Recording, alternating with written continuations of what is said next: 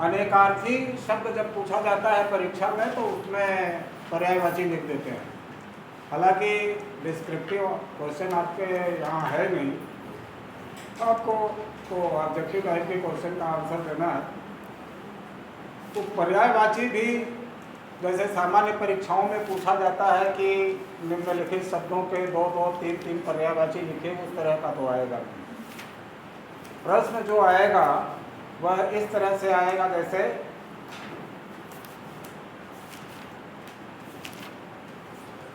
जात रूप एक शब्द दे दिया और उसमें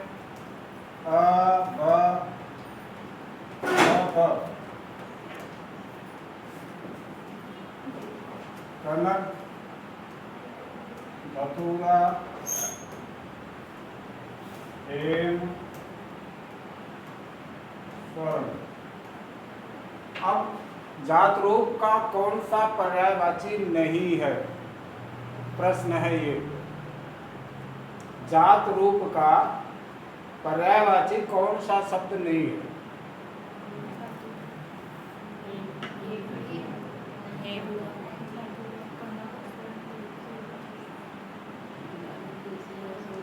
जात रूप का क्या अर्थ है पता है?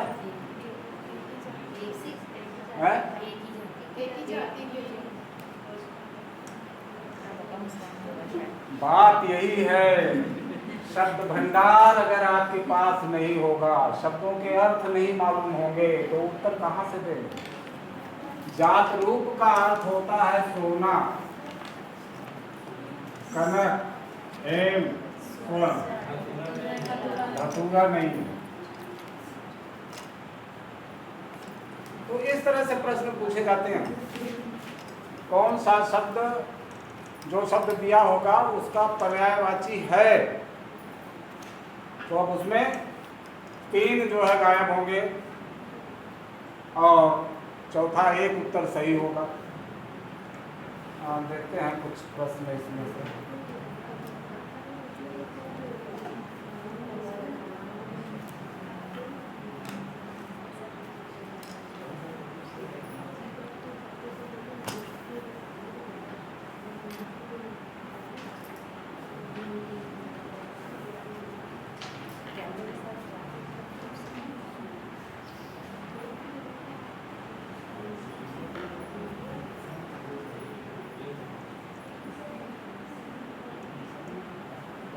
देखिए,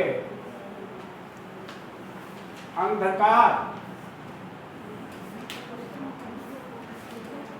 अंधकार का तो अर्थ मालूम है आपको, जात रूप का अर्थ नहीं पता था। अंधकार का पर्यायवाची शब्द है पंख, आतंक, तिमिर और घन। चलिए, इसमें कौन सा पर्यायवाची शब्द है अंधकार का?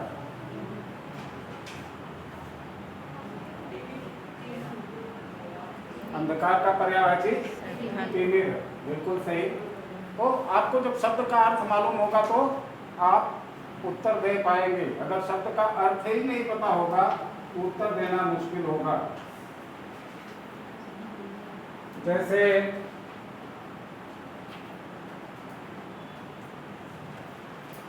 सूर्य का पर्यायवाची है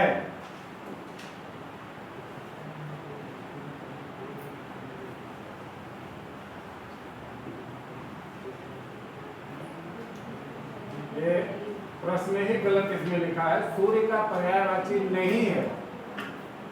अब इसमें दिनकर, दिवाकर, सूरज और महेंद्र,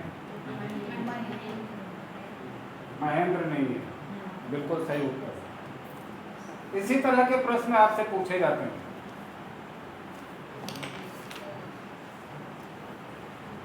अनुचर का पर्यायवाची शब्द नहीं है, यहाँ नहीं।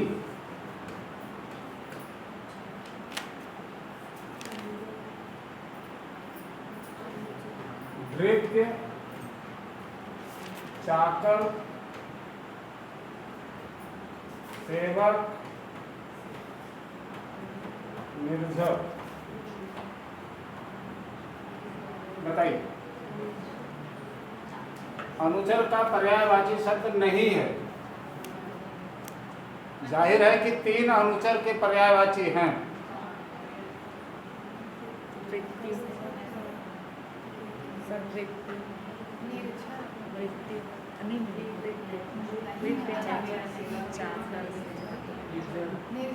क्या मतलब होता है निर्झर का? वो तीनों नौकर चाकर से रिलेटेड है तो निर्झर पर डिफरेंट है। नहीं, ये तो पट्टा मारना हुआ जिसको आप लोग कहते हैं पट्टा मार। निर्झर का मतलब होता है झरना। सेवक चाकर भृत्य ये अनुचर के पर्यायवाची।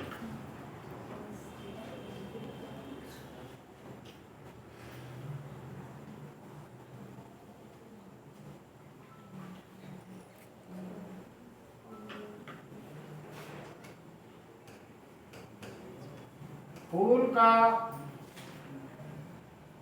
पर्यायवाची शब्द नहीं है। कौन कौन सा है? सुमन, कुसुम, पुष्प, तनुजा। तनुजा का क्या अर्थ होता है?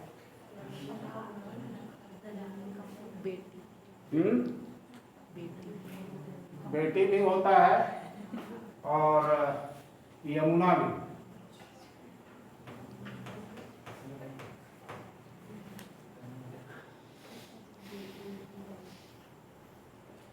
सरस्वती का पर्यायवाची नहीं है।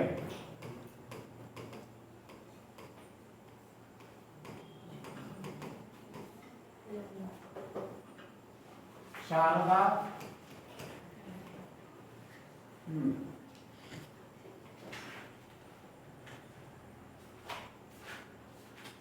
कमला, वाणी,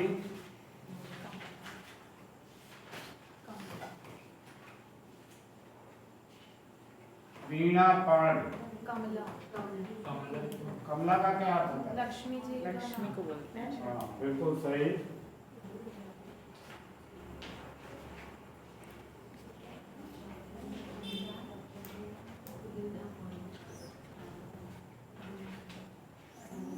मरकट का पर्यायवाची है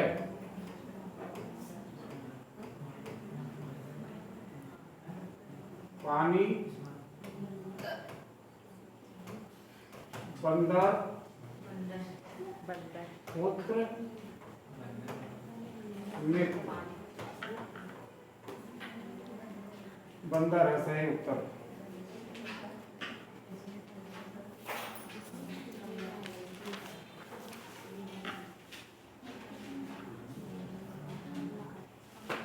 तो इस तरह से पर्यायवाची के जो प्रश्न पूछे जाते हैं वो शब्द दे देगा और पर्यायवाची है या नहीं है, दोनों तरह के प्रश्न होते हैं।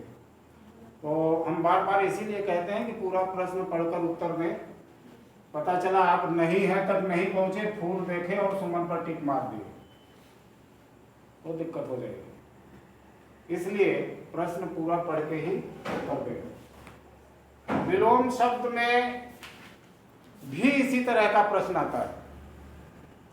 कौन सा शब्द अमुक शब्द का विलोम है या कौन सा शब्द नहीं है, इस तरह के प्रश्न पूछे जाते हैं। तो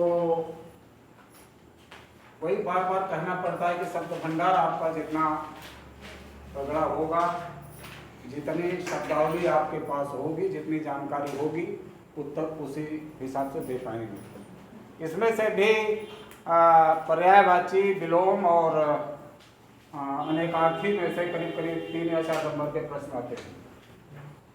तो ये 3-4 नंबर यहाँ तो मिले तो पूरा, नहीं तो 0। हर प्रश्न का जो ऑब्जेक्टिव प्रश्न होता है उसमें तो यही होता है। तो गणित जैसा नंबर मिलता है और कटता भी वैसा ही है। तो आप जितना गहन अध्ययन करेंगे, जितनी अधिक तैयारी करेंगे, वैसा ही परिश्रम का फल वहाँ मिलेगा।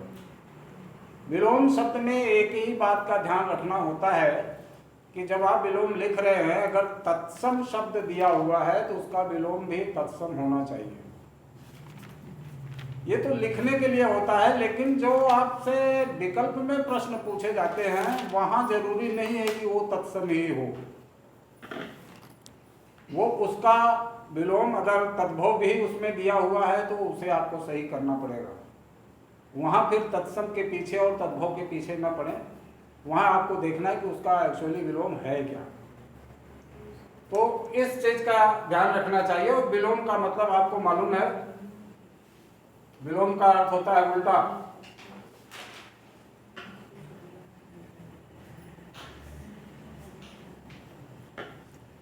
कुछ प्रश्न इससे भी देख लेते हैं।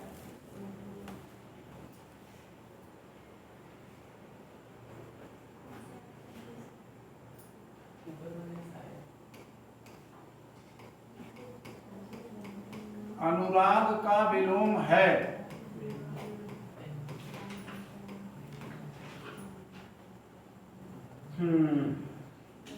अराग,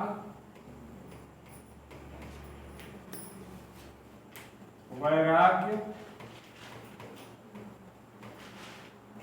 विराग,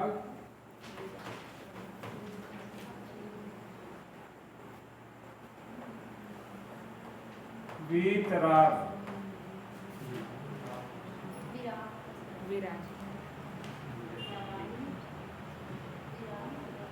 अनुराग का विलोम क्या है? विराग। विराग, बिल्कुल सही है। अनुराग, विराग।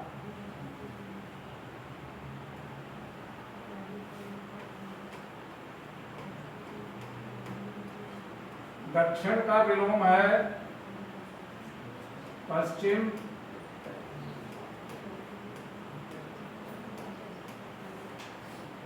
पूरब,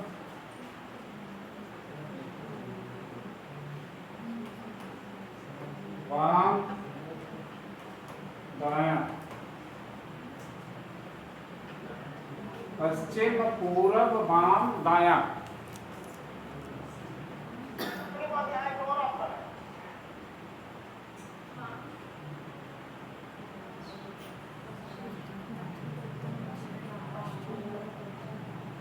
अटक गए?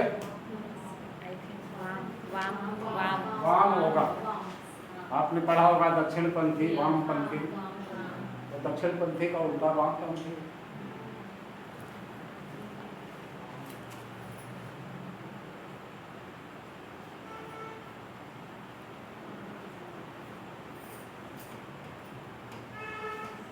पाश्चात्य का विलोम है प्रतीची,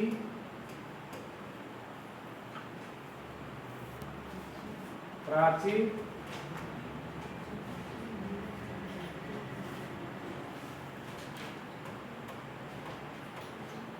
और वाक्य, प्रत्यक्ष।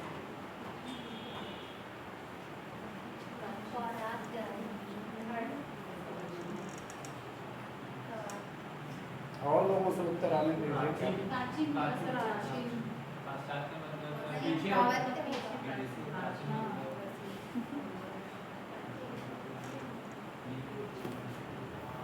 पाश्चात्य का विलोम पौर्वाक्य है।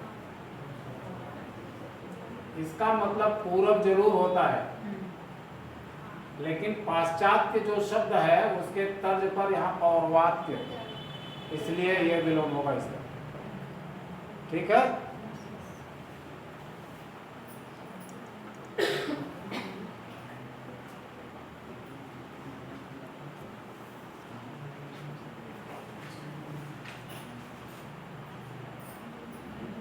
मानव का सही विलोम क्या होगा?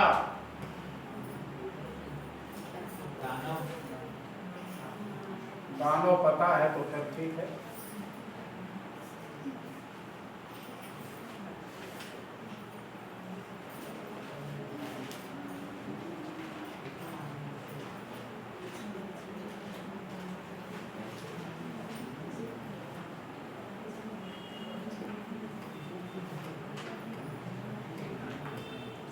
उद्धत का विलोम क्या होगा?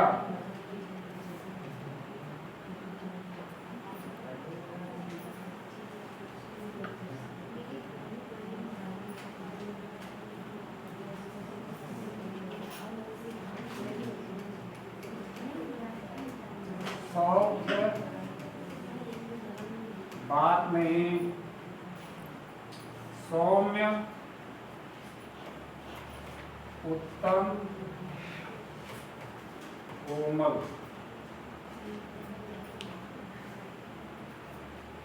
उद्धत का विलोम क्या होगा?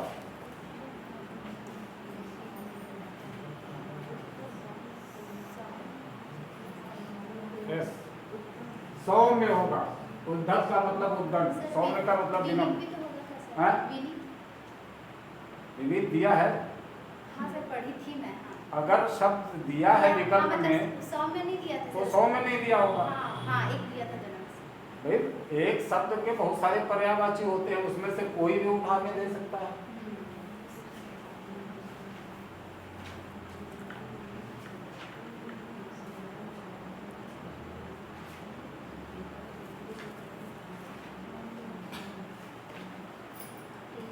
उर्वर का विलोम क्या होगा? उत्कृष्ट,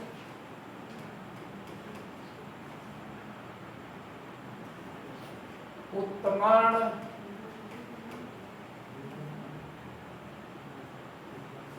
अतिवृष्टि,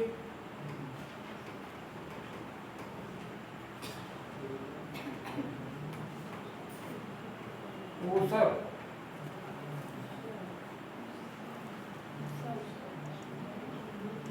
उर्वर का मतलब क्या होता है? उपजाऊ। अब बताइए विलोम क्या है? हाँ? ऊसर, ऊसर या बंजर, बंजर दे सकता है।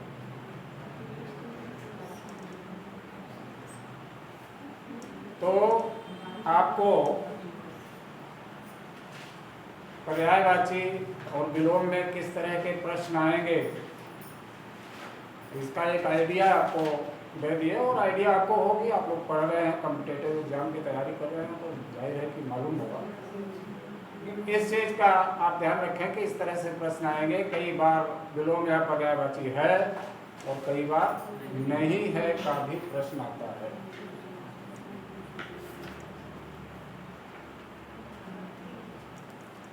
इसके बाद क्या? अनेकार्थी।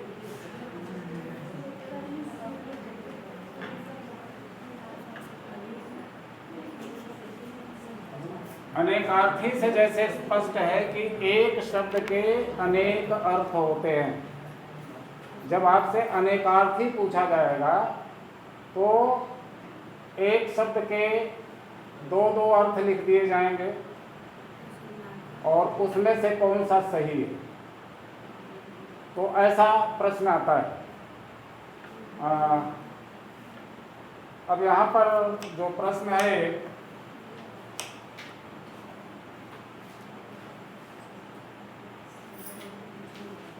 इनमें से कौन कनक अनेकार्थक नहीं है?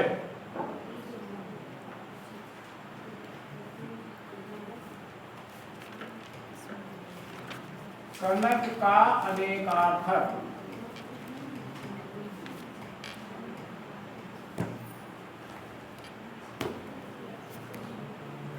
अनेकार्थक नहीं है। खजूर,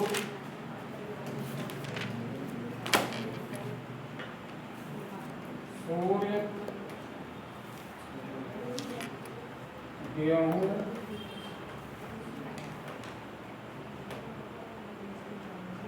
धतूरा। इसमें लंबे लंबे प्रश्न दिए हैं, छोटा प्रश्न है।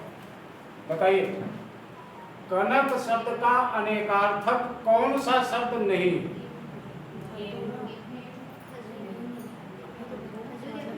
अब चार लोग चार बोलेंगे तो एक का तो सही होगा।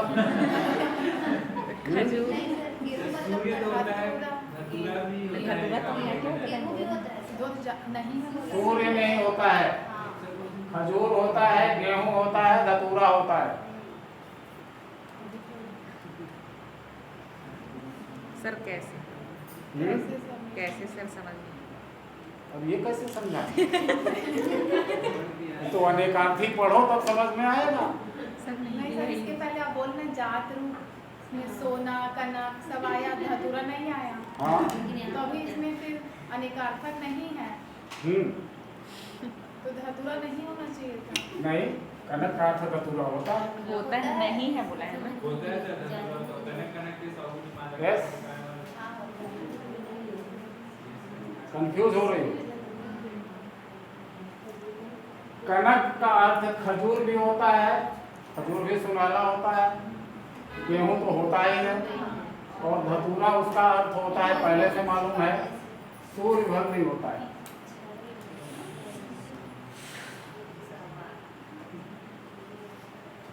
कर का अनेकार्थी शब्द क्या है?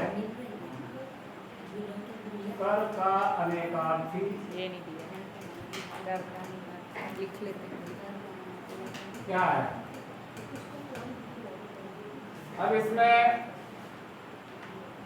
बहुत दिया है, कमल, जलज, सरोज। बी में दिया है बादल, जलद, मेघ। सी में दिया है पक्षी, अंडा और ब्राह्मण। डी में दिया है किरण, टैक्स, हाथी का सूंड। फोर्थ वाला लास्ट। अब ये इस तरह का प्रश्न होगा, तो अगर कर का आपको अर्थ मालूम है, एक भी पकड़ में आया तो जाहिर है कि वही लाइन उत्तर होगा।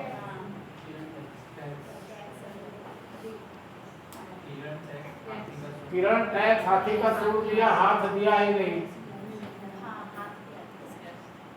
तो इस तरह से चूंकि सबका 3-3 दिया था, तो इसका भी दे दिया।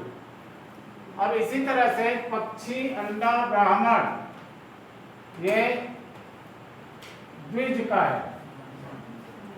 द्विज का अनेकार्थी है पक्षी, अंडा और ब्राह्मण। पक्षी तो द्विज होता ही है, एक बार अंडा होता है फिर पक्षी निकलता है। तो अंडा कैसे? ये अंडा तो नहीं आएगा, लेकिन इसका दांत है, दांत को भी द्विज कहते हैं। दांत 2 बार आता है। ब्राह्मण का ये ऐसा माना जाता है, या ब्राह्मणों ने बना दिया है कि जब उनका जनेऊ संस्कार होता है तो दूसरा जन्म होता है, इसलिए वो अपने को द्विज कहते हैं। बादल, जलद, मेघ ये तो पर्यायवाची है। कमल, जलद, सरोज ये भी।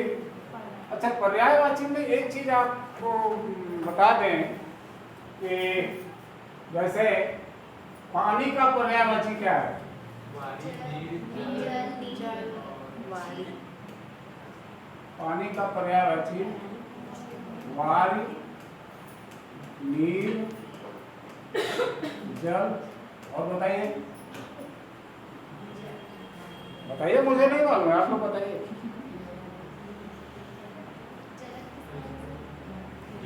जल से उत्पन्न होने वाले को अब देखिए, इसमें अगर द जोड़ देंगे, पानी के जितने भी पर्यायवाची शब्द हैं उसमें अगर द जोड़ देंगे तो बादल हो जाएगा।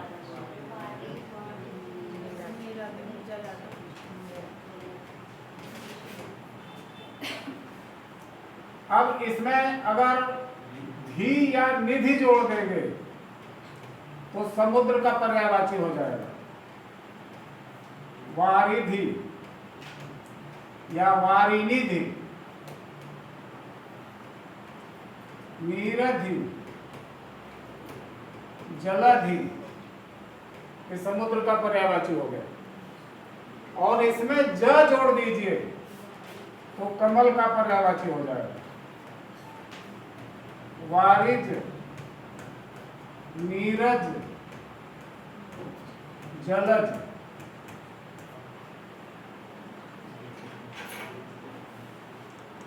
तो ये अगर पानी का आपको पर्यायवाची मालूम है तो बादल, समुद्र और कमल, इन तीन का पर्यायवाची आसानी से समझ में आ जाएगा। ये केवल इन्हीं के लिए ट्रिक है, बाकी के लिए नहीं है।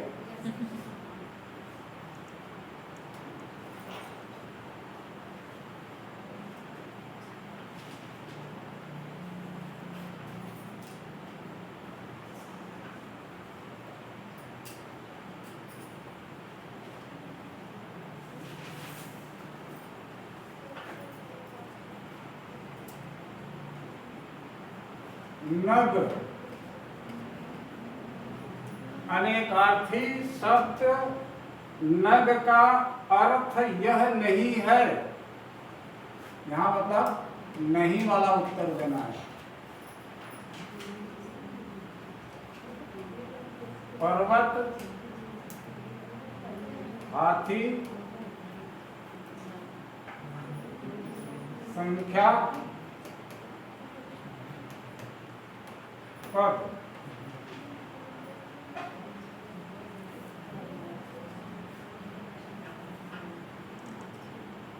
नग का कौन सा इसमें अर्थ नहीं है? अनेकार्थी नग है, नग के बाकी अर्थ होंगे, एक नहीं है।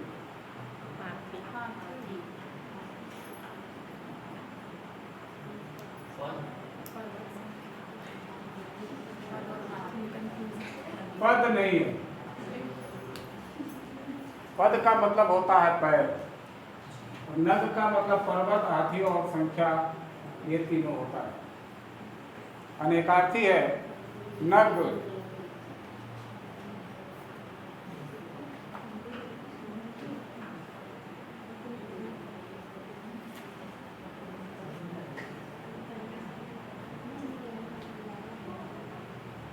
तो बस 9 प्रश्न दिया।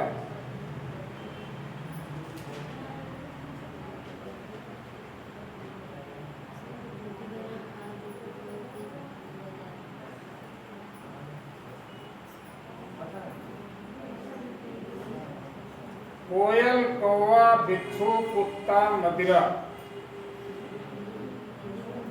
ये किस शब्द के अनेकार्थी हैं?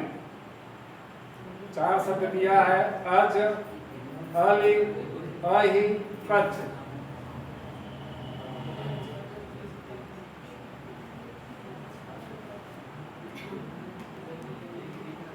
अज, अलि, अहि, कच्छ। कोयल, कौवा, बिच्छू, कुत्ता, मदिरा किस शब्द का अर्थ है?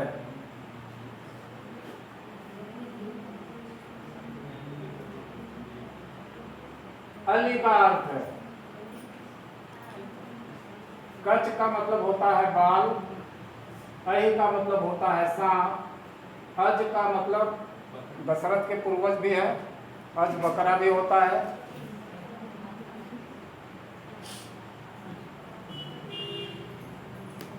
राम के पूर्वज या दादा परदादा होंगे, उनका नाम अज था।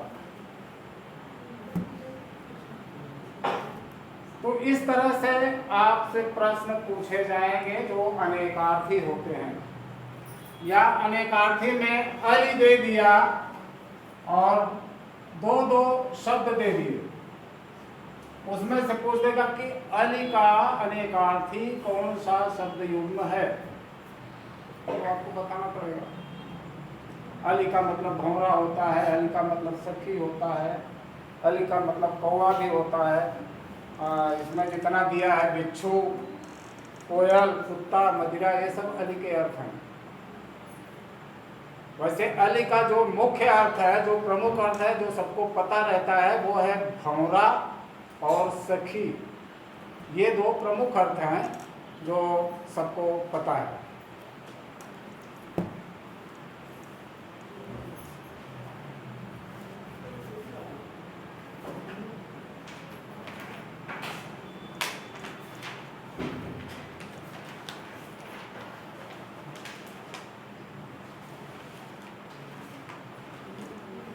मोटे तौर पर ये बात समझ में आ गई ना, पर्यायवाची, विलोम और अनेकार्थी।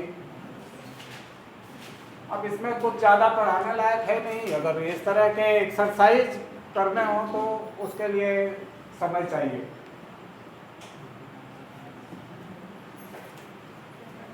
अब हम बात करते हैं उपसर्ग प्रत्यय। जाइए,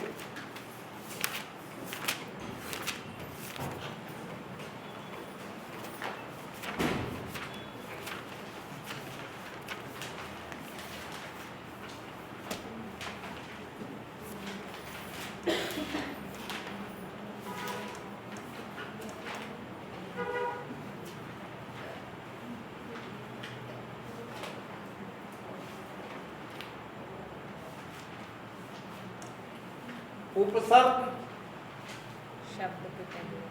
शब्द निर्माण में काम आता है। शब्द निर्माण में उपसर्ग, प्रत्यय, समास, संधि, इनसे नए नए शब्द बनाए जाते हैं, और खास तौर से उपसर्ग और प्रत्यय की महत्वपूर्ण भूमिका होती है। जो भाषा वैज्ञानिक बैठे हुए हैं हिंदी निदेशालय में, जब नए शब्दों की जरूरत पड़ती है वो नए नए शब्दों को गढ़ते हैं।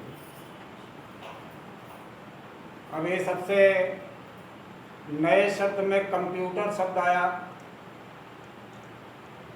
तो कैलकुलेटर के लिए गणक था, तो कंप्यूटर के लिए उन्होंने संगणक कर दिया। लेकिन कंप्यूटरीकरण जिस तरह से हो रहा था, अब उसको अंग्रेजी में कंप्यूटराइजेशन कहते हैं, लेकिन उसका भी हिंदी बनाना था। कंप्यूटर सबको जबान पर आ गई थी, उसमें करण प्रत्यय जोड़ दिया, उन्होंने कंप्यूटरीकरण कर दिया। कंप्यूटराइजेशन की हिंदी कंप्यूटरीकरण हो गया। कंप्यूटरीकृत सही नहीं है क्या सर? कंप्यूटरीकरण का अर्थ अलग है, कंप्यूटरीकृत का अर्थ अलग है।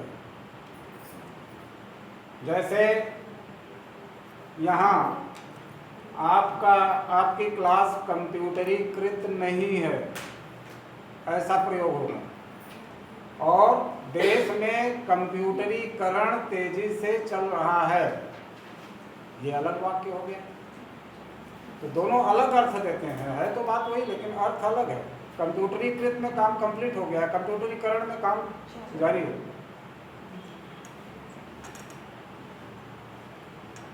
तो उपसर्ग दो शब्दों से मिलकर बना है। उपसर्ग,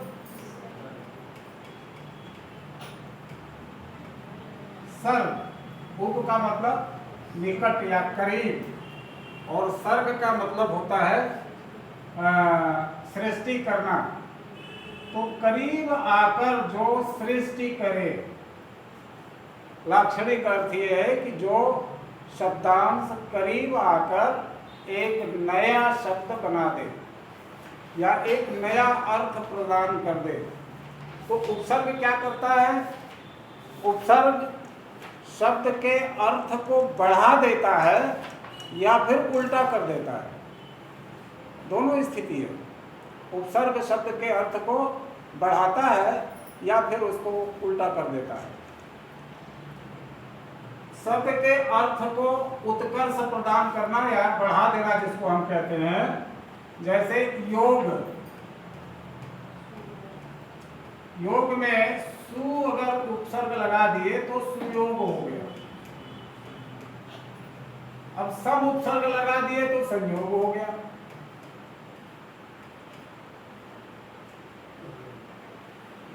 सम मां के बाद अगर यह आता है, यह आता है तो अनुस्वार ही रहता है। संयोग, पति, पति बेचारा होता है, लेकिन इसमें अधि अगर लगा दिए, अधिपति, तो वो चारा वाला हो जाता है। अधिपति मतलब राजा। तो यहाँ आप देख रहे हैं कि उपसर्ग जोड़ने से शब्द का अर्थ बढ़ जा रहा है। अब प्रतिकूल अर्थ कैसे देता है, विलोम कैसे हो जाता है, उल्टा कैसे हो जाता है? यश, यश में अप उपसर्ग लगा दीजिए, ये हो जाएगा अपयश। यश का विलोम अपयश। इसी तरह औचित्य, औचित्य में अन उपसर्ग लगा दीजिए तो अनौचित्य हो जाएगा। ये विलोम हो गया। अब कुछ ऐसे उपसर्ग हैं जिनका प्रयोग शब्द के साथ अगर किया जाता है तो उसमें कुछ विशेष अंतर नहीं आता। जैसे पूर्ण, पूर्ण में आपने परि उपसर्ग लगा दिया तो परिपूर्ण हो गया, कोई अंतर नहीं पड़ रहा है अर्थ में, न तो उत्कर्ष हो रहा है और न ही विलोम हो रहा है। पूर्ण से जो अर्थ हमें मिलता है, पूर्ण मतलब भरा हुआ, और परिपूर्ण भी वही अर्थ देता है। इसी तरह कराल, कराल मतलब भयानक, और विकराल अगर भी उपसर्ग लगा देते हैं तो भी इसका अर्थ वही होता है। तो यह तीन दिशाएं हैं उपसर्ग लगाने के बाद। आपसे जो सवाल पूछे जाते हैं, शब्द में कौन सा उपसर्ग लगा हुआ है, शब्द दे देगा और 3-4 विकल्प दे देंगे उपसर्ग के, मिलता जुलता रहता है। ये प्रश्न सेट करने में बहुत मेहनत करनी पड़ती है, इस तरह के उपसर्ग ढूंढने पड़ते हैं। तो कौन सा उपसर्ग लगा हुआ है तो वह आपको बताना पड़ता है।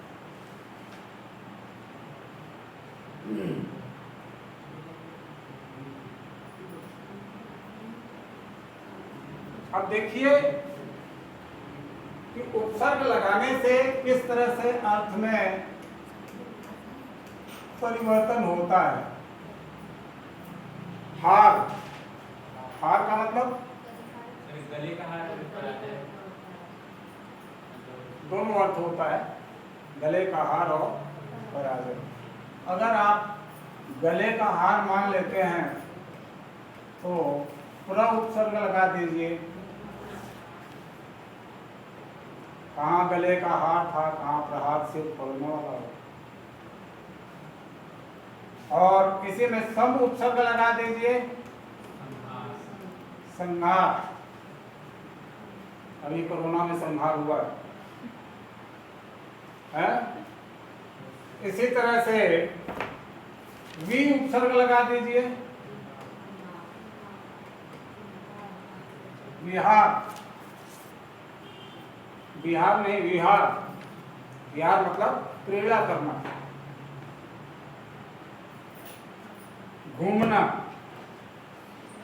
अब इसी में आ उपसर्ग लगा दीजिए, आहार, भोजन करना। तो आप देख रहे हैं कि एक ही शब्द में भिन्न भिन्न उपसर्ग लगाने से उसके अर्थ क्या होते जा रहे हैं, अर्थ में नया नया अर्थ हमको मिलते जा रहा है। तो ये उपसर्ग जो है वो नए शब्दों के निर्माण में बड़े उपयोगी हैं। अब उपसर्ग जो है नोट करेंगे तो कुछ कर लीजिए। पीडीएफ भेज दें। मतलब तुम लोगों के पास तो हार्ड कॉपी होती है, हमारे पास है जो नए हैं। अब वो ये लोग व्यवस्था करते हैं, वो भेजने का काम मेरा नहीं, मेरा काम केवल पढ़ाने का है। तो मैं उन लोगों के काम में कोई दखल अंदाजी नहीं करता। वो क्या भेजते हैं क्या नहीं भेजते हैं, क्या उनकी पॉलिसी है, ये वही जाने। मुझे जब कहा जाता है कि आपकी क्लास है तो मैं आके पढ़ा देता हूँ, बाकी क्या काम उनका है वो अपना काम करना है। संस्कृत में 21 उपसर्ग होते हैं, अब चाहे तो नोट कर लें। अब वो शायद पीडीएफ भेज तो रहे हैं क्या? कुछ कुछ का भेज रहे हैं।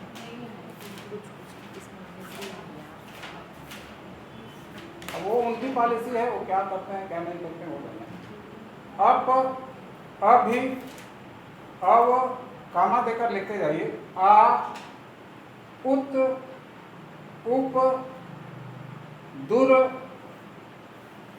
दुर में र हल होगा, दुस स हल होगा, निर र हल होगा, निस स हल होगा, नी छोटी, परा, परि, प्र, प्रति, वि, सम, सु।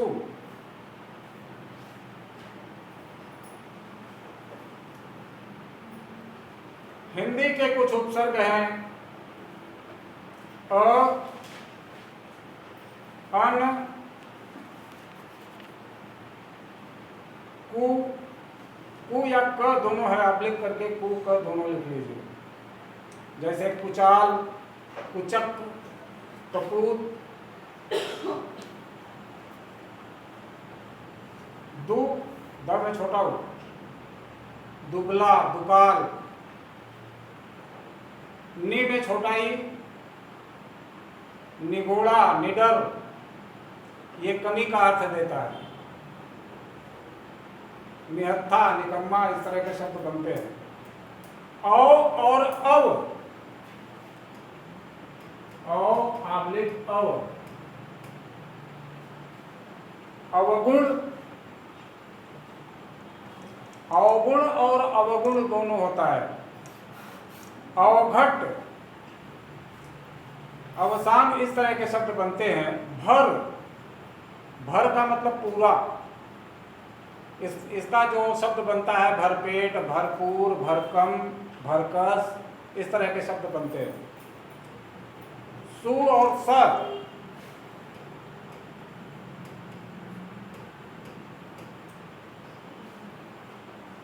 ये अच्छे के अर्थ में है। सुडौल, सुजान, सुघड़, सुफल, सफल, इस तरह के शब्द बनते हैं। अध, अध उपसर्ग लगाकर कोई शब्द बताइए। अध, अध जल, अध कचरा, नहीं, अधिकांश नहीं, अधि उपसर्ग हो जाएगा उसमें, अधमरा होगा। उन, उन का मतलब होता है एक कम। 19, 20 में एक कम, 29, 30 में एक कम, 39, 40 में एक कम, 69, 59, इसी तरह से। बिन, बिन मतलब बिना या निषेध के अर्थ में है। पर, दूसरा या बाद की पीढ़ी। परलोक, परोपकार, परपोता, परदादा।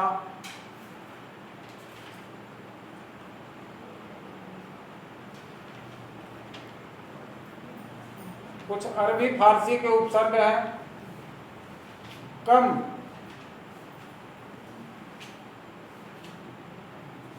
कमजोर, कम वक्त, कम अक्ल, इस टाइप के शब्द बनते हैं। हालांकि इसका उपयोग तो कम होता है। खुश, खुश का मतलब अच्छा, खुश नसीब, खुशहाल, खुशबू, खुशखबरी। क्या आज खुशबू नहीं आई? पहले खुशबू आई थी। गैर, गैर का मतलब निषेध, गैर हाजिर, गैर कानूनी, गैर जिम्मेदार, इस तरह के शब्द बनते हैं। ना, ना जो है अभाव के अर्थ में है। ना पसंद, ना समझ, ना लायक, ना राज, इस तरह के शब्द बनते हैं। बा, बा का मतलब सही, सहित, बाकायदा मतलब कायदे के साथ। बाइज्जत, इज्जत के साथ बरी किया जाता है, बाइज्जत बरी। अब इतने दिन तो जेल में डाल देते हैं, उसके बाद जो है कोर्ट से बाइज्जत बरी करते हैं, सारी इज्जत तो खा गए। बा अदब, अदब के साथ। इसी तरह से बद, बद ये बुरे के अर्थ में है। बदमाश, बदनाम, बदतर, तो तमाम सारे शब्द बनते हैं। बदकिस्मत, बदबू। बदबू और खुशबू दो तरह की होती है। बदबू में सब नाक से तोड़ते हैं और खुशबू को थोड़ा गहरी सांस ले लेते हैं। अब ये है कि कोई ऐसी गंध होती है जो किसी के लिए बदबू हो सकती है और किसी के लिए खुशबू हो सकती है, ऐसा भी हो सकता है। एक कोई जो है भरपूर छिड़क छड़क के आया है, बगल में जिसके बैठ गया हो, क्योंकि उसका सिर दर्द हो जाता है, उससे उसे परेशानी हो जाती है। बे, यह भी बिना के अर्थ में है। बे, बे, बेईमान, बेइज्जत, बेवकूफ, बेचारा, बेहद। ला, ला मतलब रहित, नकारात्मक अर्थ देता है। लाइलाज, बड़ा प्रसिद्ध शब्द है लाइलाज। लाचार, लापरवाह, लावारिस, लाजवाब, जिसका कोई जवाब नहीं। हम, समान या साथ वाला के अर्थ में है। हमदर्दी, हमराज, हम उम्र, हमदम, इस तरह के शब्द बनते हैं। बर, बर का मतलब होता है ऊपर, बाहर या पर। बर वक्त अगर कर दिया तो वक्त पर हो गया, और बर्दाश्त कर लिया तो उसे सहन करने के अर्थ में है, और बर्खास्त कर दिया तो बाहर कर दिया। अब कुछ अंग्रेजी के भी उपसर्ग हैं, बहुत कम है। सब, सब जज, सब कमेटी, सब इंस्पेक्टर, सबसे प्रसिद्ध सब इंस्पेक्टर है। प्रसिद्ध मतलब प्रचलन में है। सब जज और सब कमेटी ये प्रचलन में नहीं है, ये जहाँ कमेटियाँ बनती हैं वही लोग जानते हैं, लेकिन सब इंस्पेक्टर सब लोग जानते हैं।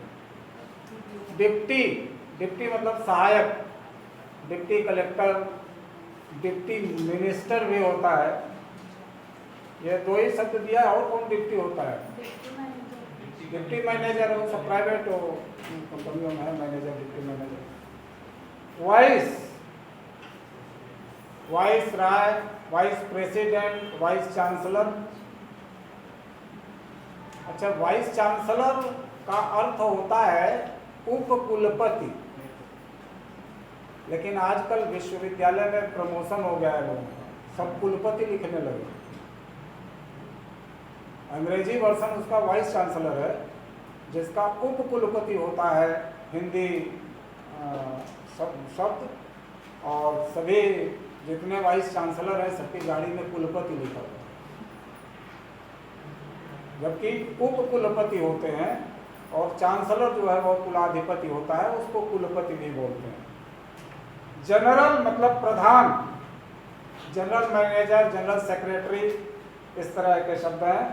Chief, chief minister, chief engineer, और head, head master, head clerk, ये सब होते हैं। अब इसके बाद प्रत्यय सर वो आगे क्लास में है। अगली क्लास में आगे सब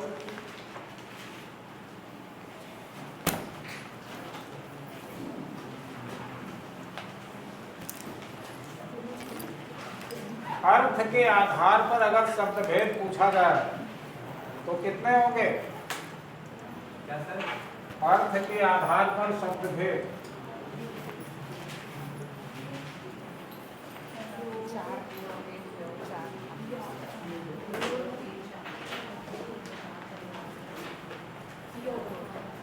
यही है पर्यायवाची, विलोम,